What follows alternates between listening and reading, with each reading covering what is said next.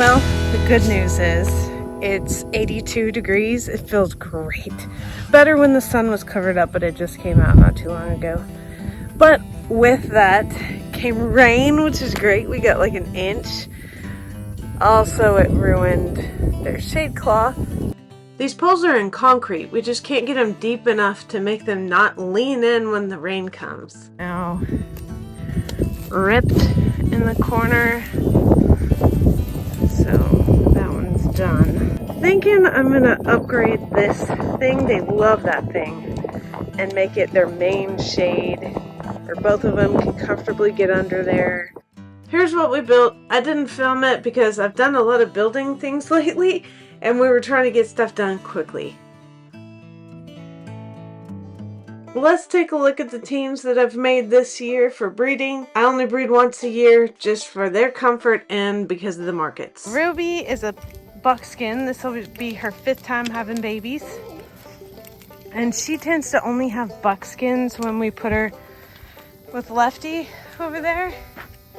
So she's gonna go with Jack under there. And Jack's gonna be in this pen with his team. And he loves to get up on that thing, so he's gonna stay in here with his girl. Not only does he get Ruby, he also gets Charlotte here because Charlotte's dad is Lefty.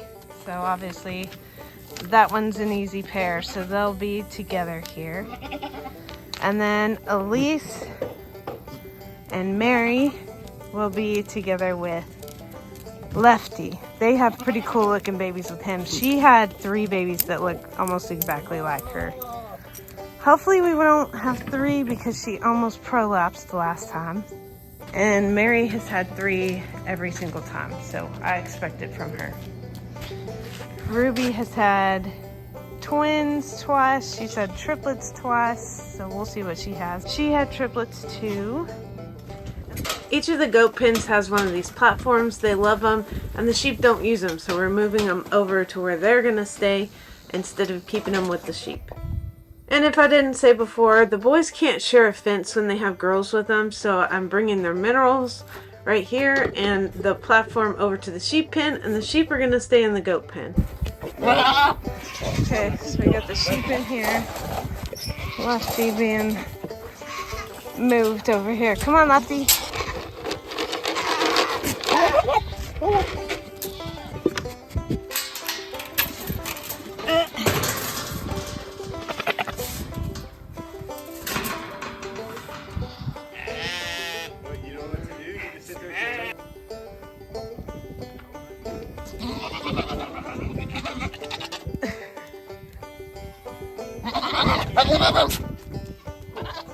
This is even more difficult with the pigs, but trying to move a female without a male getting out and getting to them and moving this female but not this female, it's really hard. So this is chaotic, but it went off without a hitch. 2? I get 2? There. Ruby and Charlotte are with Jack. And these girls are too small to be bred, especially her. All the sheep get this and these 2 pens, and then the daytime they'll be out grazing. And these girls, Grace and Flora, and they can come out into here while the sheep are out grazing. The chicks in the brooder are way too big for what they have. So I'm going to set up this. I'm going to see how it goes. I really want them moved somewhere. I don't know what I was thinking. I didn't think they'd be this big.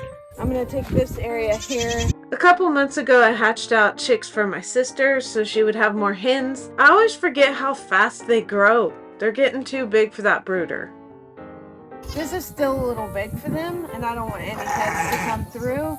So I'm going to put some kind of other pin in the inside so that they can't get out and nothing can get in. Also, I have to dress the roof. Here's what I come up with.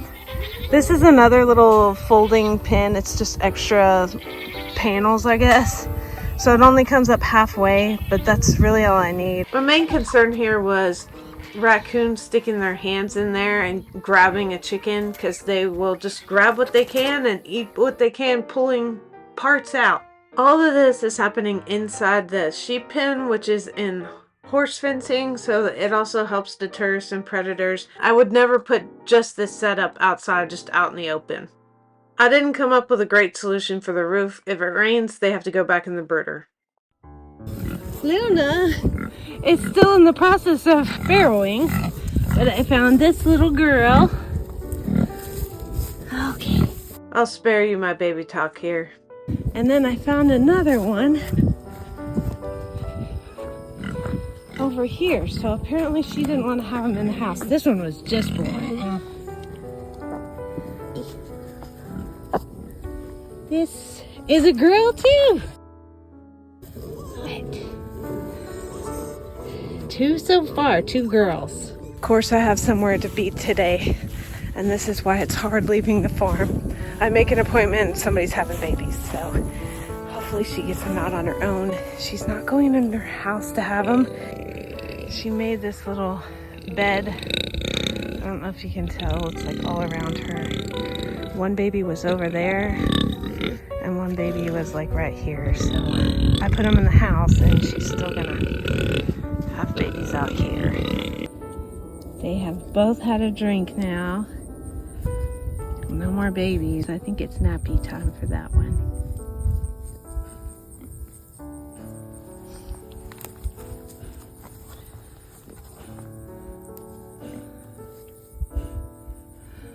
I'll leave in like 10 minutes, like 9 minutes, but I'm gonna check her real quick.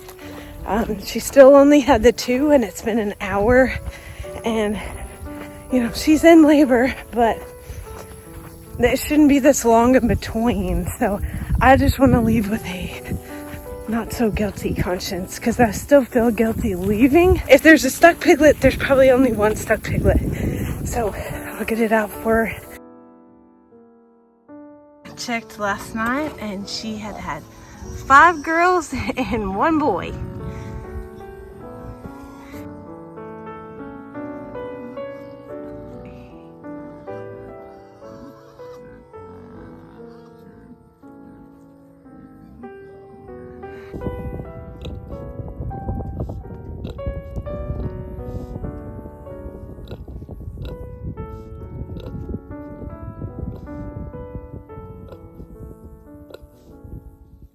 We've had these empty rabbit cages for far too long, so I have a little surprise for Derek.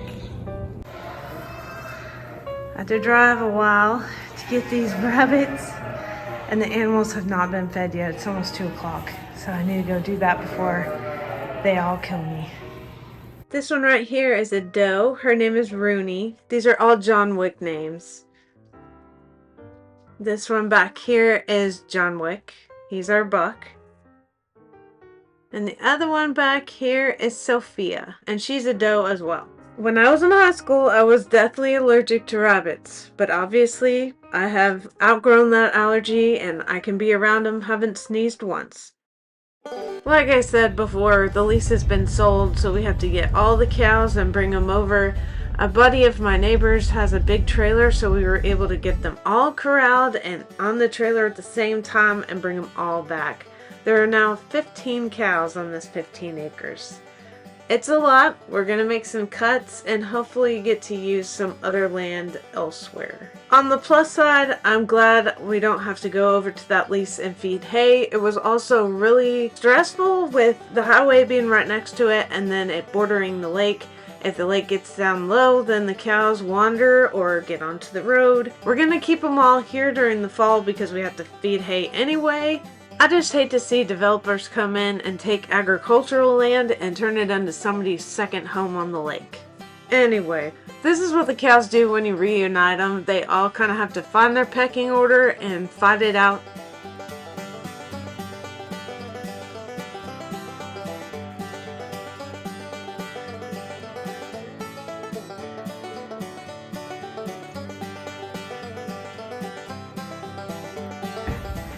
So we got Lantana, she's staying. Ladybird, staying. Lizzie, she'll be processed. Bonnie's staying. Charlie, he's being processed. Pigpen, he'll grow out. Marcy, we don't know yet. That's Frida that just walked up, she's staying. Peggy Jean, her baby, staying. Linus, he's a grow out. Carne Asada, he's being processed in November. Peppermint Patty, she's probably gonna live out the rest of her life here. Franklin, that's our bull. And Lucy behind him, who will be with us forever.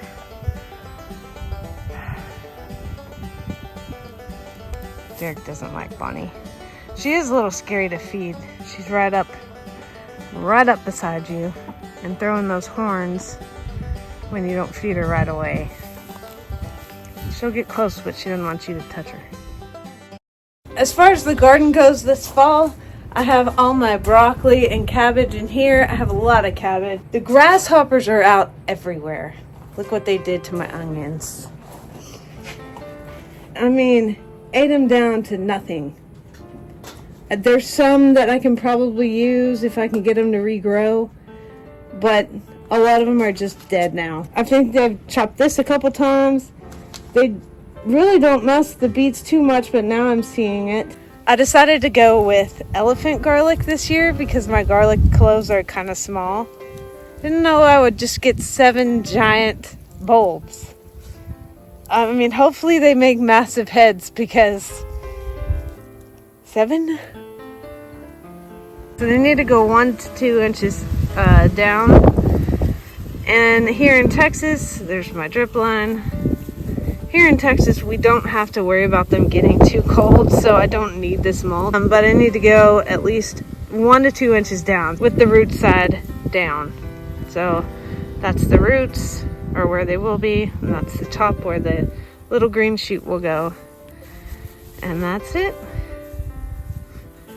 Just cover that up. Look at how big this is. Last year I grew early Italian or something. The year before that I grew the Texas Rose, and it didn't get that big, but I'm starting to think any of these varieties other than this one aren't gonna get that big. Okay, you can't tell I did anything, but there's the garlic. Even though it's gonna be 94 degrees tomorrow, I'm gonna get all of these planted. Hopefully it's the last day in the 90s tomorrow. I've said that before though. I have a problem with not thinning seedlings. I just move them to another spot and just grow more. So a lot of these have 2 seedlings in each cell, especially if they're bigger cells. So I just broke apart that one. I have lots of roots, so I think they'll do fine.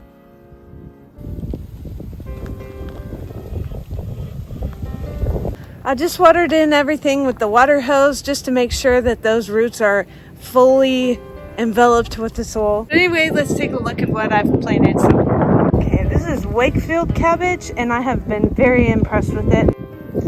Cauliflower I already planted. Now it looks super sparse, but I don't use a whole lot of it. I have radishes here, and they're already starting to come up. Those are super quick crops, like 30 days. Early in a cabbage over here. I had pretty good luck with this last year. I just had cabbage moths everywhere. The little worms in there. Some extra cabbage there. I have cilantro in here. Of course, the Swiss chard. It's actually doing better. It looks horrible right now, but it's doing better. More Swiss chard. These are just strawberries that I'm gonna, if any of them make it, I'm gonna take them out and relocate them. Oh, okay. They don't want me messing with them. Marathon broccoli here. All these are gonna kind of look alike. Here's some beets that are already up. I was gonna repot these, but they haven't been very fruitful. Wait a minute. The scorpion is, forgot they were purple. Marathon broccoli over here, and green magic over here because I had the seeds. This is more early Anna cabbage. Lots of cabbage. And then my garlic in here, and fennel right there. I don't think I'll have the greatest luck with the fennel, but whatever. I have salvia around the tree, and then coleus I just planted. And alyssum pops up everywhere, but I love it so it can stay. If you like this video, feel free to subscribe. I upload most Sundays, and you can keep watching us grow our farm. Have a good one.